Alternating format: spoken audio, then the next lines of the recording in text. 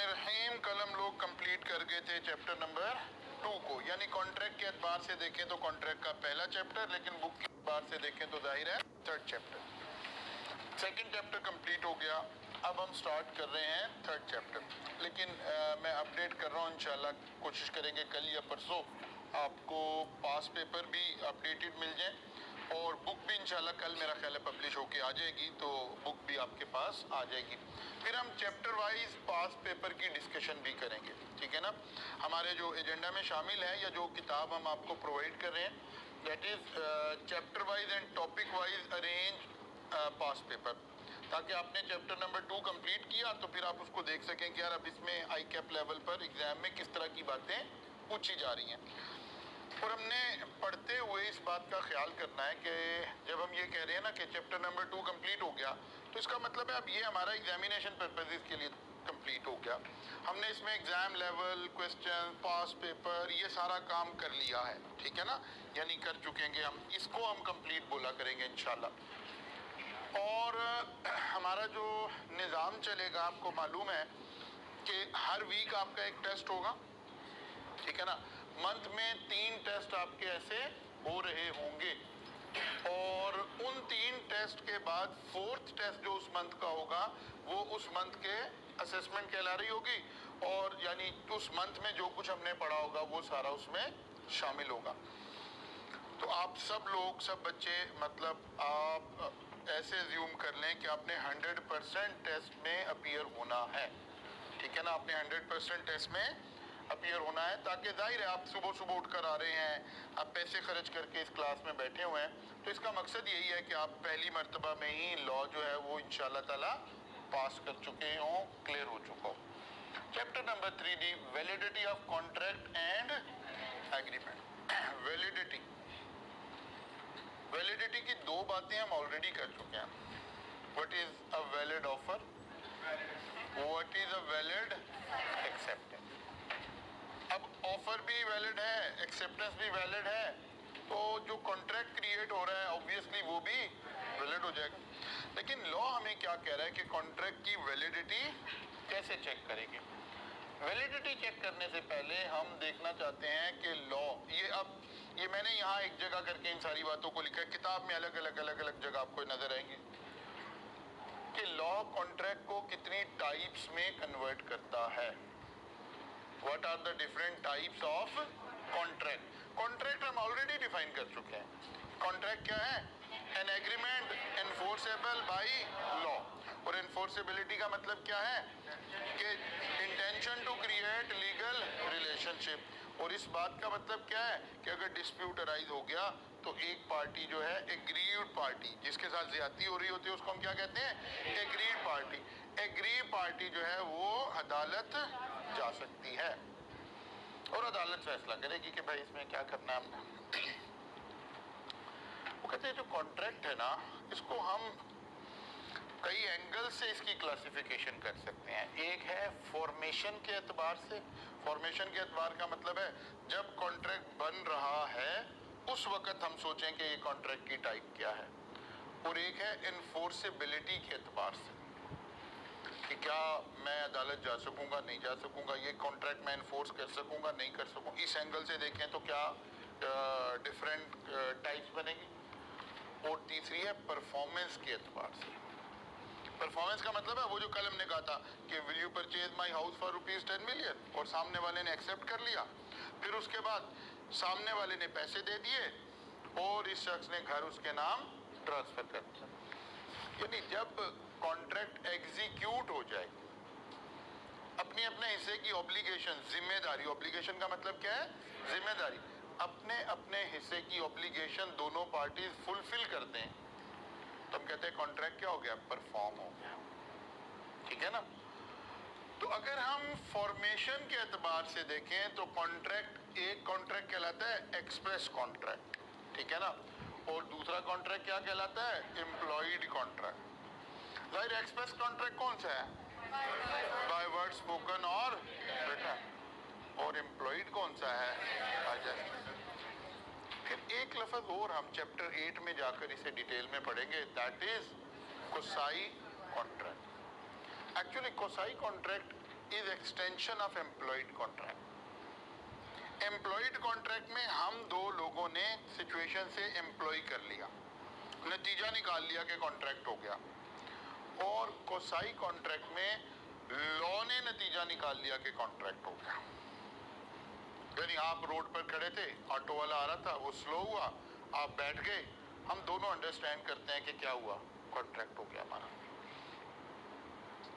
आप एयरपोर्ट से आ रहे थे, कुली ने ट्रॉली पकड़ने की कोशिश की, आपने छोड़ दी, हम दोनों को समझ आ रही है कि कॉन्ट्रैक्ट हो गया। लेकिन नतीजा निकाला किसने? हमने। तो फिर इसको क्या बोलते हैं? Employed contract. और अगर लॉ नतीजा निकाले तो कोसाई कॉन्ट्रैक्ट। यानी एम्प्लॉयड बाय लॉ हो जाए तो उसका नाम क्या हो जाता है? कोसाई कॉन्ट्रैक्ट हो जाता है। और एम्प्लॉयड बाय पार्टीज हो जाए तो उसका नाम क्या हो जाता है? एक्चुअली तो both are employed contract, but there is a minor difference between employed, only employed, and Kosai contract. So we can say Kosai contract is an extension of employed contract.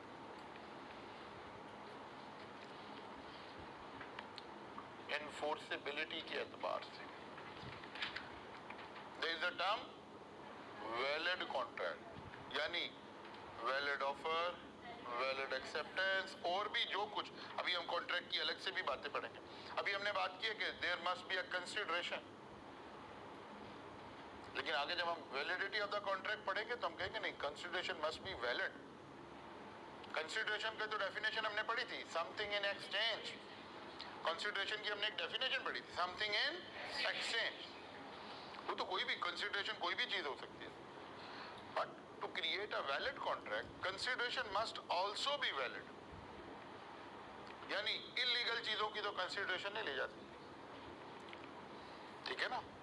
यानी आपने वही will you purchase my house for rupees 10 million, 1 crore का घर खरीदा, उसने कहा ठीक है जी, मैं 1 करोड़ का घर लेने के लिए तैयार हूं, लेकिन मैं आपको 1 करोड़ की ड्रग सप्लाई करूंगा।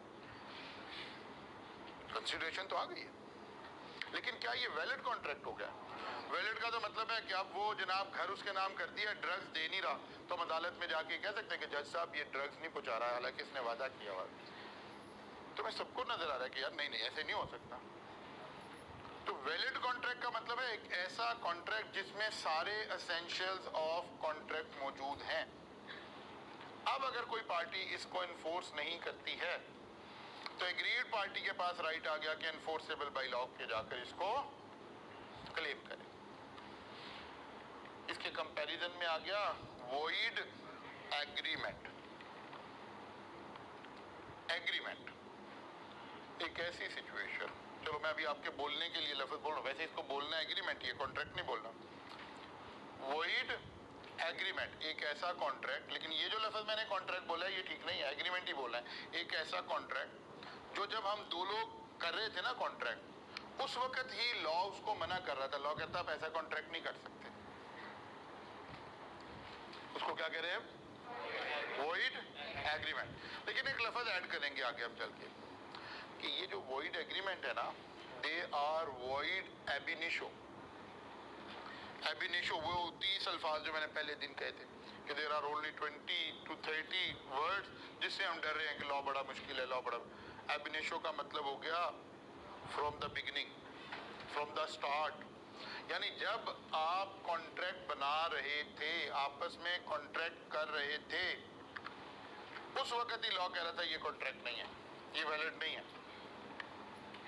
बिल्कुल ऐसी है कि एक शख्स ड्रग्स बेच रहा है, दूसरा खरीद रहा है, तो लॉ जब वो ये कॉन्ट्रैक्ट कर रहे हैं उस वक्त ही कह रहा है कि ये कॉन्ट्रैक्ट ठीक नहीं, ठीक है ना? और एक लफ्ज है void contract. There is a difference between void agreement and void contract. दोनों ही वॉइड है। वॉइड का मतलब है नॉट एनफोर्सेबल बाय लॉ। बेटा आगे आ जाए, not enforceable by law. Agreed party अदालत नहीं जा सकती। इस एंगल से देखें तो दोनों सेम है, लेकिन जो बाद वाला कॉन्ट्रैक्ट है ना, ये बाद में ऐसा हुआ है। जब हम कॉन्ट्रैक्ट कर रहे थे, जब वैलिड था, उस वक्त तो मैं एनफोर्सेबल बाय लॉ था, लेकिन बाद में कोई ऐसी सिचुएशन आ गई जिसने इसको वॉइड बना दिया। बात समझ आ रही है? मसलन अभी हम कोविड के फेज में से गुजर कर आए हैं, मुल्क ओपन है, अभी कोविड आया नहीं हुआ। एक शख्स ने एक शादी हॉल में, इवेंट कॉम्प्लेक्स में जाके कोई बुकिंग करवा दी कि फलां तारीख को इतने बजे से इतने बजे तक हॉल हमारे पास होगा, और अगर जी इतने चार्जेस होंगे, कॉन्ट्रैक्ट हो गया, कुछ पैसे भी दिए। बाद में कोविड आ गया, गवर्नमेंट ने आउटडोर एक्टिविटीज सारी बैन कर दी। अब इस कॉन्ट्रैक्ट का क्या स्टेटस है? गवर्नमेंट ने बैन कर दी, लॉ ने बैन कर दी, तो हम अदालत में जा सकते हैं कि जनाब ये मुझे फंक्शन नहीं करने दे रहा? नहीं। जब गवर्नमेंट इंटरवीन कर गई, कोई लॉ इंटरवीन कर गया, तो कॉन्ट्रैक्ट क्या हो गया? वॉइड हो गया। लेकिन एनफोर्सेबल बाय लॉ नहीं रहा। लेकिन जब हम कॉन्ट्रैक्ट कर रहे थे उस वक्त एनफोर्सेबल बाय लॉ था। जब हम कॉन्ट्रैक्ट करके उठे थे उस वक्त एनफोर्सेबल बाय लॉ था। लेकिन बाद के सर्कमस्टांसेस ने इसको वॉइड बना दिया। अगर बाद के सर्कमस्टांसेस वॉइड बनाए तो फिर हम बोलते हैं वॉइड। और एक है, हम कोई गैम्बलिंग का कॉन्ट्रैक्ट कर रहे थे, हम कोई ड्रग स्मगलिंग का कॉन्ट्रैक्ट कर रहे थे, हम कोई और इलीगल एक्टिविटी का कॉन्ट्रैक्ट, वो कॉन्ट्रैक्ट जब हम थे उस वक्त भी वॉइड था। That is void agreement. तो दोनों ही कॉन्ट्रैक्ट वो है कि आज की तारीख में हम अदालत में जाएं तो अदालत हमारी बात नहीं सुनेगी।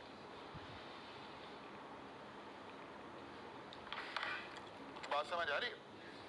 दोनों ही कॉन्ट्रैक्ट वॉइड है, but one is void contract and other is void agreement. Voidable contract, voidable contract। कोई ऐसी सिचुएशन क्रिएट हो जाए कॉन्ट्रैक्ट में, कोई ऐसी सिचुएशन को, कॉन्ट्रैक्ट आमतौर पर हमने कहा था दो पार्टीज के दरमियान होगा, ठीक है ना? एक फर्ज कर ले मिस्टर ए है और दूसरा मिस्टर बी है, इनके दरमियान में कॉन्ट्रैक्ट हुआ। आमतौर पे तो लॉ कहता है अगर कॉन्ट्रैक्ट वो खराब हुआ तो एक पार्टी क्या बन गई? एग्रीड पार्टी बन गई। एग्रीड पार्टी के पास एक इख्तियार आ गया, क्या? अदालत जाए और जो इसकी इन्फोर्सेबिलिटी का कैरेक्टरिस्टिक्स है उसे एंजॉय करेगा, लॉस को से इसको इन्फोर्स करवाए।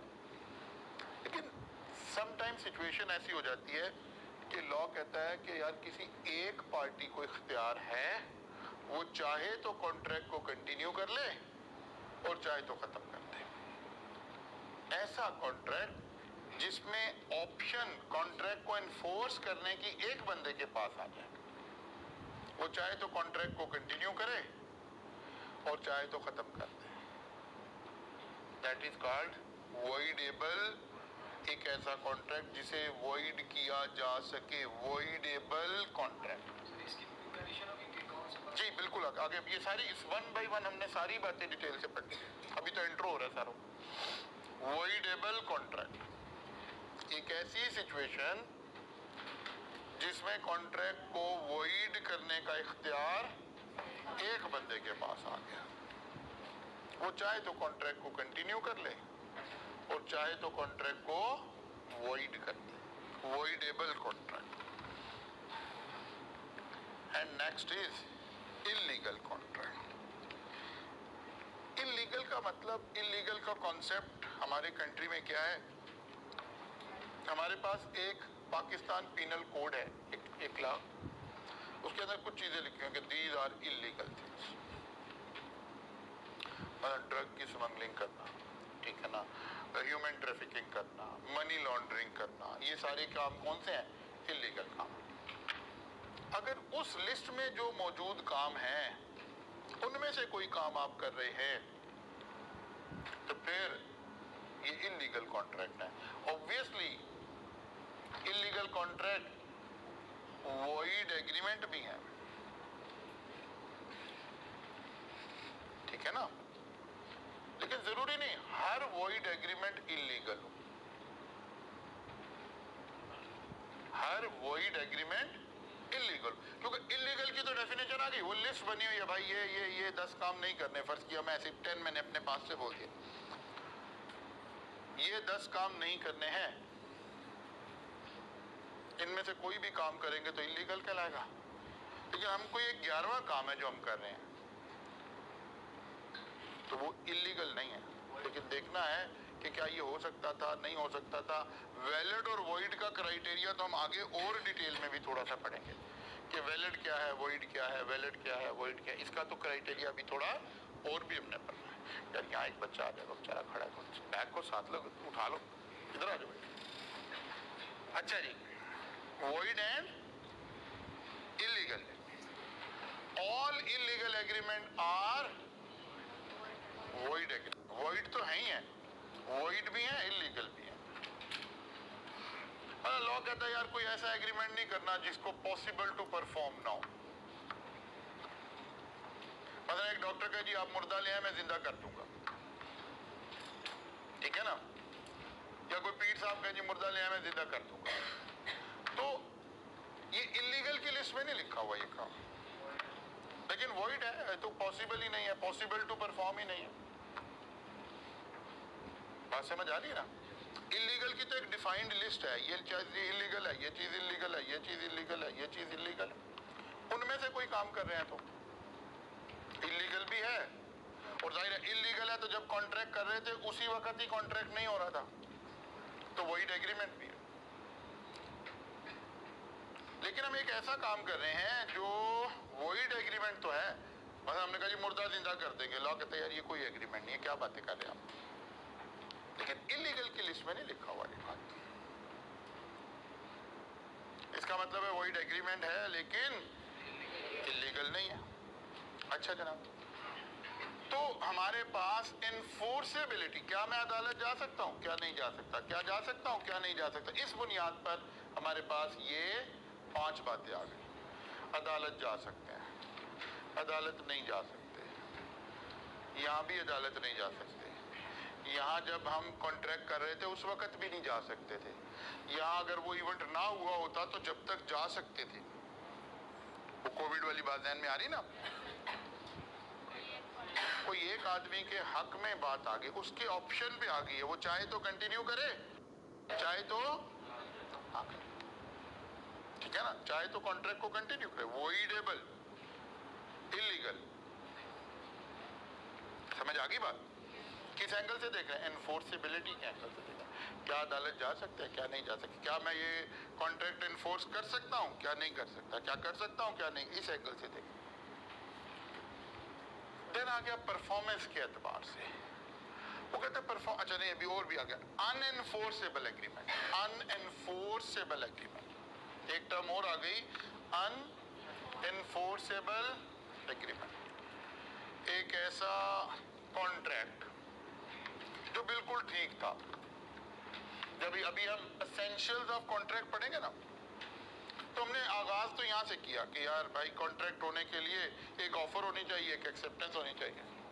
फिर हमने कहा यार ऑफर एक्सप्रेस भी हो सकती है, एम्प्लॉयड भी हो सकती है, लेकिन बाद दफा लॉ ना कुछ लीगल फॉर्मेलिटीज इन्वॉल्व कर देता है, कुछ कॉन्ट्रैक्ट में लीगल फॉर्मेलिटीज इन्वॉल्व कर देता है।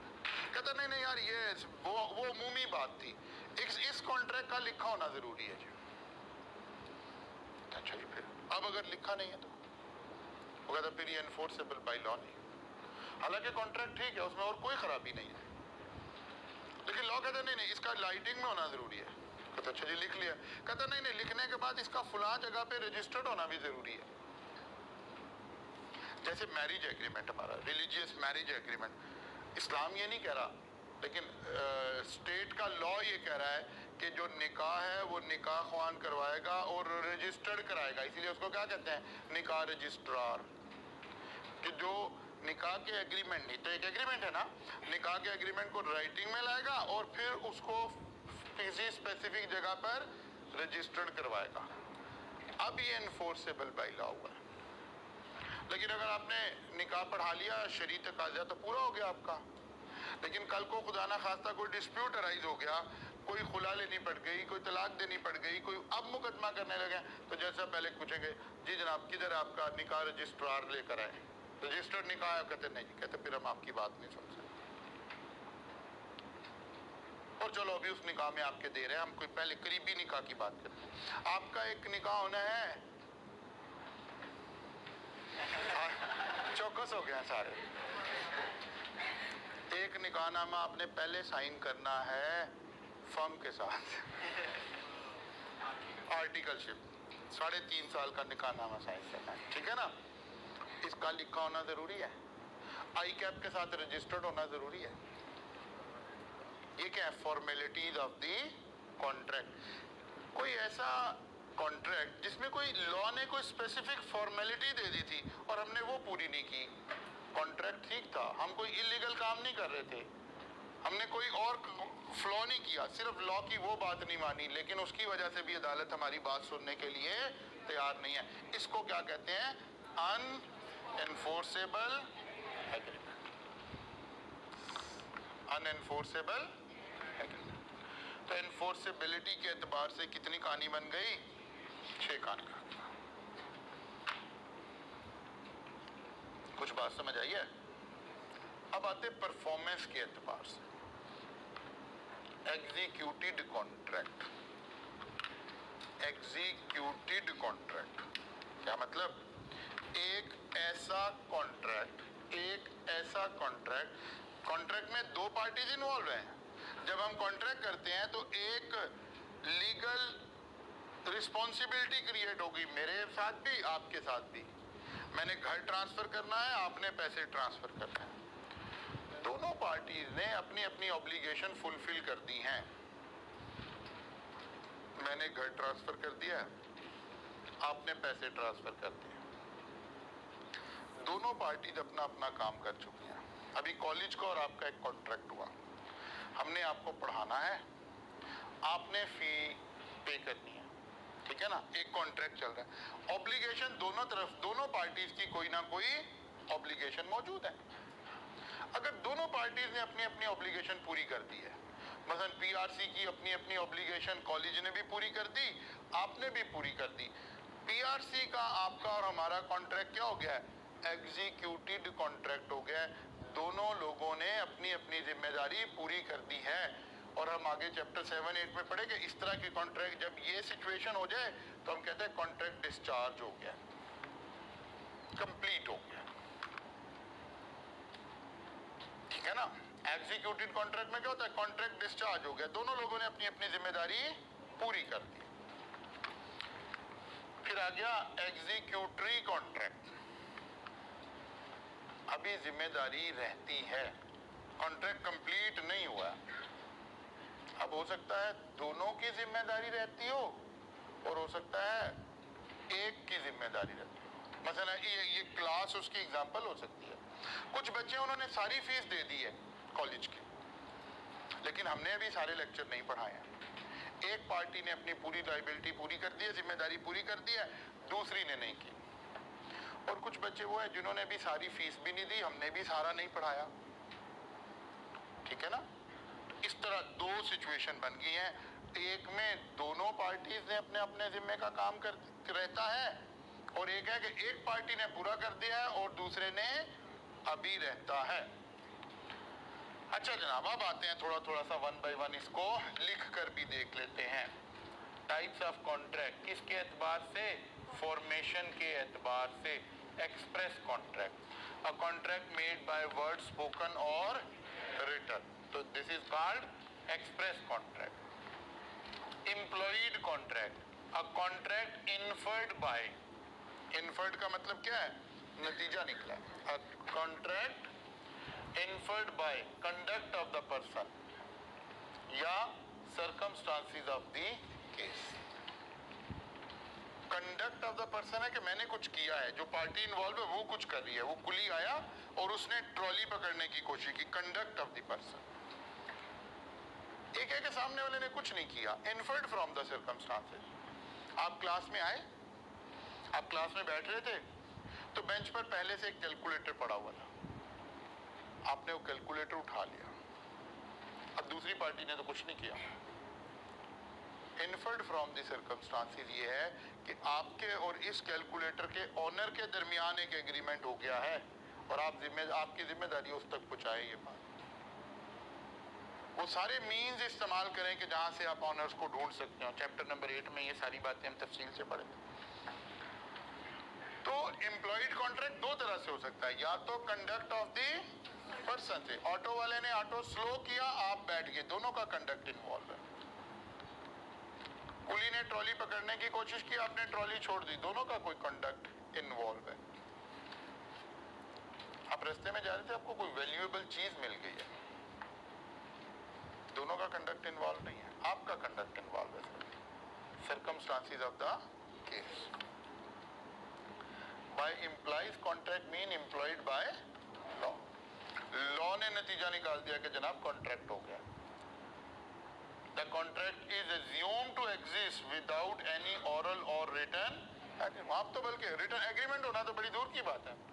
एम्प्लॉयड कॉन्ट्रैक्ट में तो आप बात दफा सामने वाले को जानते भी नहीं है, वो जो कोई वैल्यूएबल चीज मिली है आपको तो नहीं पता किसकी है। The essence of an employed contract is that no person should be unjustly benefited at the expense of the।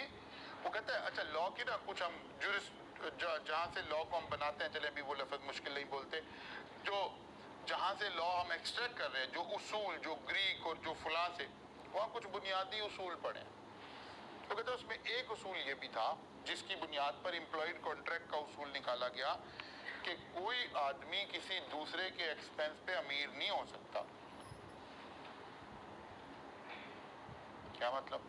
आपको कोई वैल्यूएबल चीज मिली है और आप उसको पिक कर रहे हो तो आपकी वेल्थ में इजाफा हो रहा है ना। कहते नहीं ऐसे कैसे हो सकता है, तो दूसरे के खर्चे पे आप अमीर हो रहे हैं, या अमीर होने को भी छोड़े दूसरे के खर्चे पे कोई बेनिफिट नहीं उठा सकता। आपको मोबाइल मिल गया तो आपका नहीं हो गया, आपको कैलकुलेटर मिल गया तो आपका नहीं हो गया, because unjustly benefited at the expense of the other का उसूल लग गया हमारे ऊपर पे।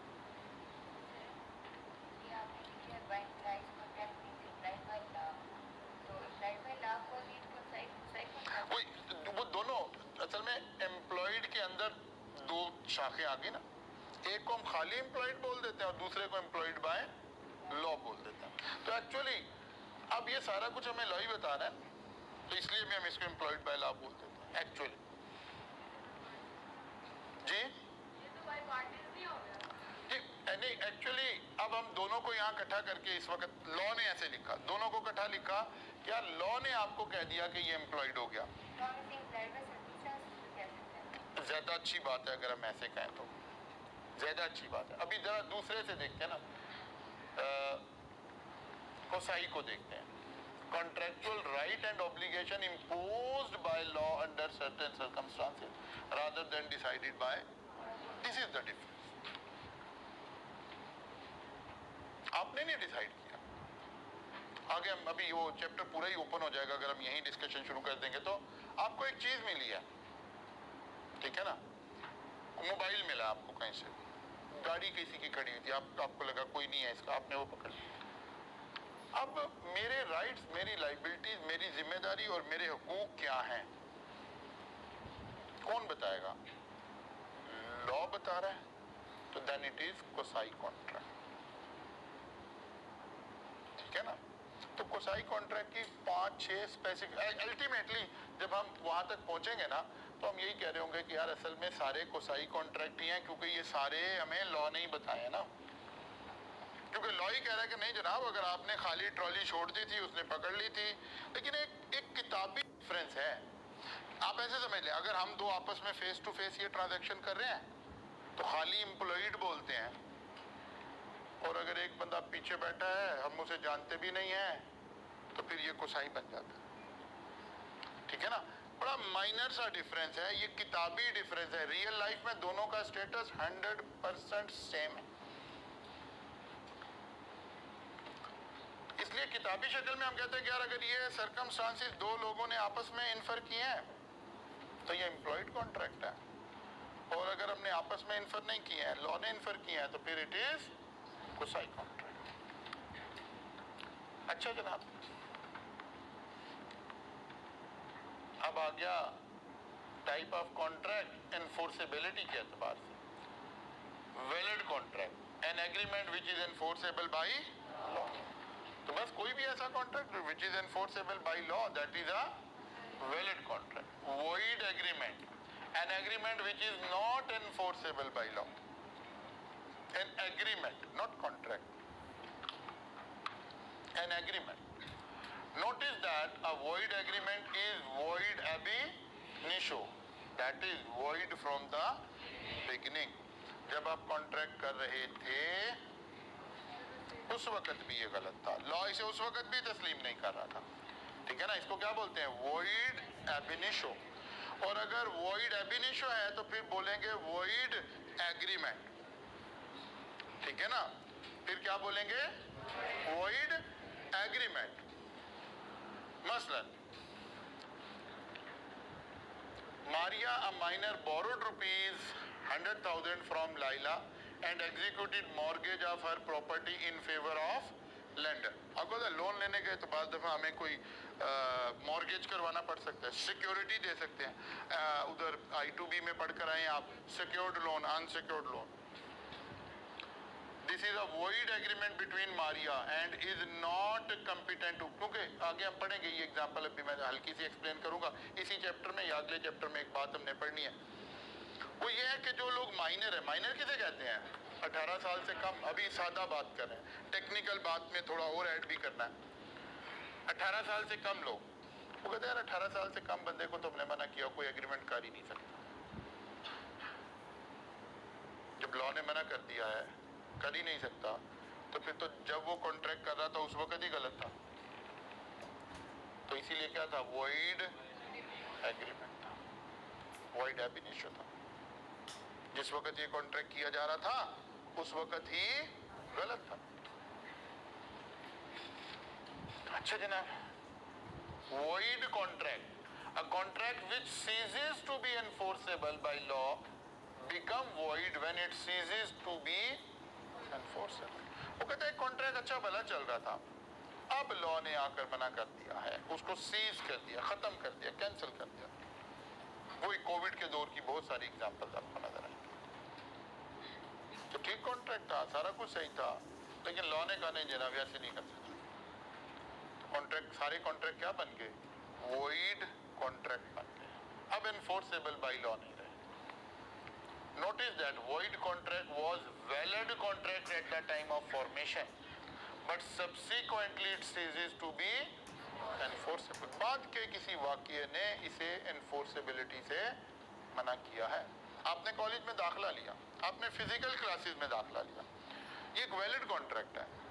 आपने फीस जमा करा दी, कॉलेज की टर्म्स एंड कंडीशन पूरी कर ली, एडमिशन हो गया, कॉलेज ने एडमिशन दे दिया, आपको सीट एलोकेट हो गई, क्लासेस शुरू हो गई। अब कॉलेज आपको कहे कि नहीं जी आपको नहीं पढ़ा रहे, आप निकलो यहाँ से। तो ग्रीड पार्टी क्या कर सकती है? इन्फोर्सेबल बाय लॉ कर सकती है, ठीक है ना, इन्फोर्सेबल बाय लॉ कर सकती है। लेकिन कल को खुदा ना खास्ता फिर कोई ऐसा इवेंट हो जाए और गवर्नमेंट ऑफ पाकिस्तान बैन कर दे फिजिकल क्लासेस पढ़ाना, जैसे कोविड में कर दी। अब आप कह रही आप क्योंकि मुझे फिजिकल क्लास नहीं पढ़ा रहे तो मैं अदालत जा रहा हूँ। अब आप अदालत कैसे जाएंगे? अदालत तो नहीं जा सकते। The contract becomes void। तो void contract, contract क्यों? क्योंकि ये at the time of formation बिल्कुल ठीक था, उस वक्त हम दोनों ने कोई गलती नहीं की। लेकिन वो जो पिछले वाला था हमने ही गलती की थी। लॉ ने तो मना किया होता कि माइनर के साथ कॉन्ट्रैक्ट नहीं करना। क्लियर हो गई ना बात? अच्छा जी, ओके।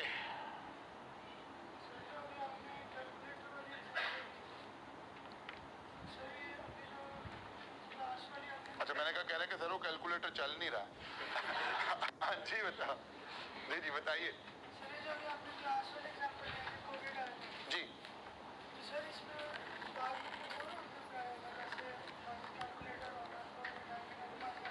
जी वो रूल, वो इसके साथ और रूल आएंगे जब रेलिवेंट चैप्टर में पहुंचेंगे, डिटेल फिर आएगी कि यार अगर जो आपने फीस दी हुई है उसका क्या करना है, ठीक है ना। वो जो शादी हॉल में हमने पैसे दिए हुए थे उसका क्या बनेगा, है ना, उसका भी तो कोई उसूल आएगा ना।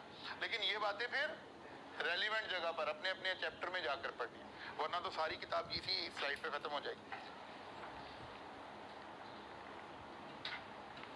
कुछ बात समझ आई है कि नहीं? अच्छा जी, what is the difference between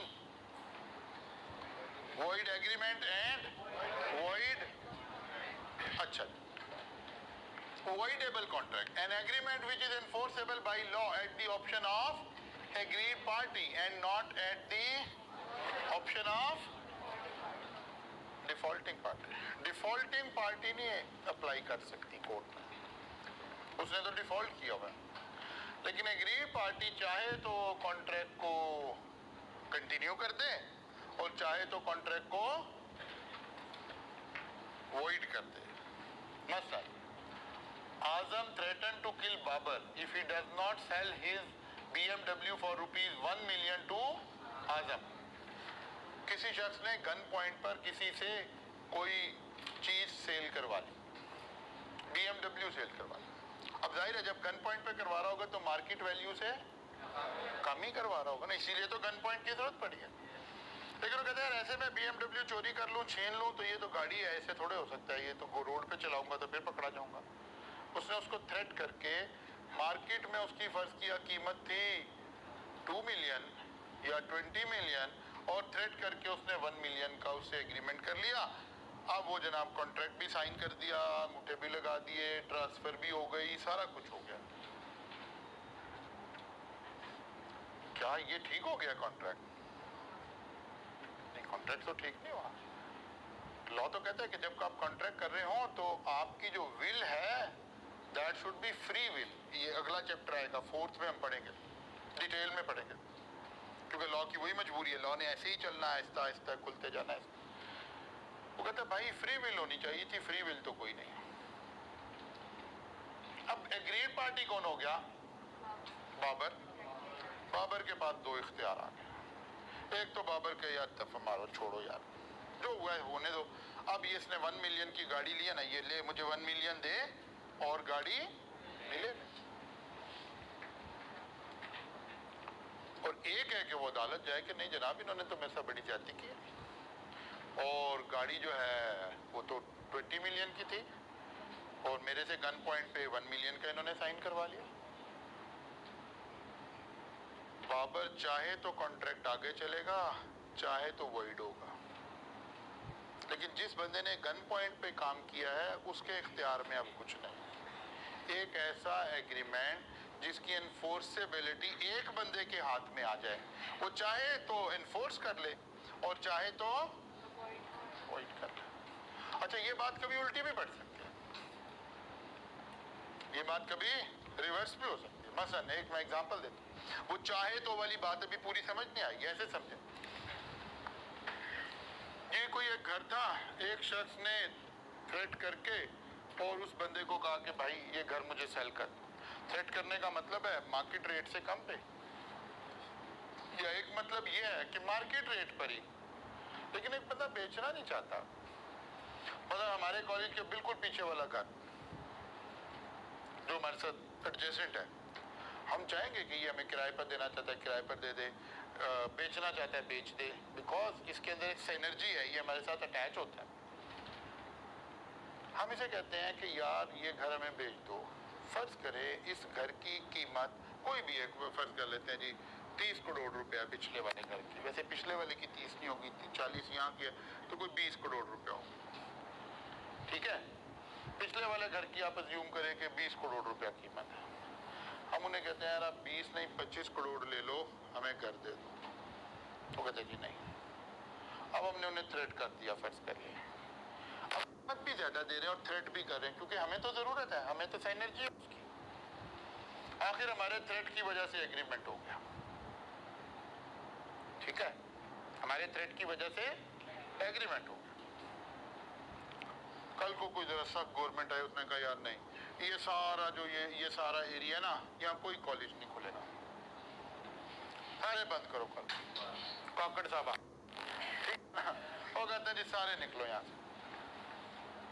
तो अब हम क्या कह रहे हैं, हम क्या कहना चाह रहे हैं? हम कहना चाह रहे हैं नहीं जनाब ये तो एग्रीमेंट ही ठीक नहीं, हमने तो गन पॉइंट पे इनसे साइन करवाया। क्या हम ये बात कह सकते हैं? अब सामने वाला फौरन क्या आ जाएगा, चाहे तो कंटिन्यू करे, वो तो कहेगा नहीं नहीं जनाब, क्योंकि जैसे यहाँ से कॉलेज बैन कर दें तो इन जिनकी 20-20 करोड़ कीमत है, ये 5-5 करोड़ के घर है सारे। इस 1 किलोमीटर के एरिया में सारी जान सीए पाकिस्तान, ऐसे ही है। यहाँ हॉस्टल, यहाँ रेंट ज्यादा है, यहाँ हर चीज ज्यादा है, बिकॉज ये एक बिजनेस है यहाँ से अटैच। इसको निकाले तो फिर सारी कहानी नॉर्मल हो जाएगी, जो किसी भी जगह की प्रॉपर्टी की कीमत होनी चाहिए। नॉर्मल रेंट हो जाएगा जो किसी भी जगह का रेंट होना चाहिए। तो सम टाइम जब आप एनफोर्सेबिलिटी क्रिएट करें ना, कॉन्ट्रैक्ट क्रिएट करें, थ्रेट कर रहे हैं, अगले की विल को कंटेमिनेट कर रहे हैं, तो बाद दफा वो बेनिफिट में भी जा सकता है। तो कहने नहीं, मैंने तो कॉन्ट्रैक्ट ही पूरा कराना है। वरना आमतौर पर जब मेरी विल फ्री नहीं है ना, तो मैं अदालत में जाके कहूंगा कि नहीं जनाब ये कॉन्ट्रैक्ट कैंसिल करें, ये तो मेरी विल फ्री नहीं थी। लेकिन लॉ कह रहा है कि नहीं नहीं यार, हम आपको दो ऑप्शन दे रहे हैं, हो सकता है सिचुएशन ऐसी आ जाए आपको इसका फायदा पहुंच सकता हो, तो फिर हम चाहते हैं अब आपको फायदा पहुंचे। इस तरह के कॉन्ट्रैक्ट को हम क्या कह रहे हैं? Voidable contract.